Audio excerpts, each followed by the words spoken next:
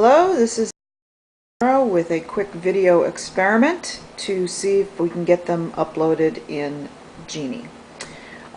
Today I will show you some Greek-style okra that I'm cooking for my lunches this week, and it's going to be very quick. Just going to show you what's in the frying pan and give you a brief description of how it's made. I posted this recipe last week. Alright, we've got the frying pan. We're in the midst of cooking. As a matter of fact, we're almost done.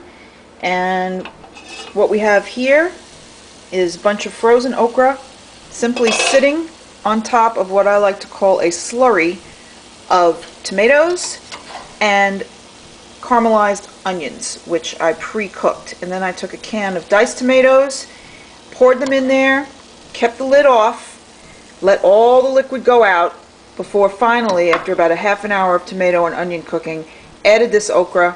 I'm going to let this okra steam a little bit in the juices from the tomato and the onion and from its own frozen crystallized water crystals. And once that's done, we're going to turn off the heat, and this is going to be refrozen into lunches for me.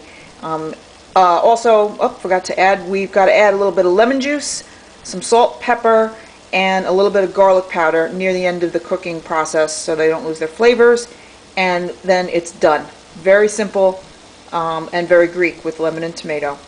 Hope everybody enjoyed that one. Bye.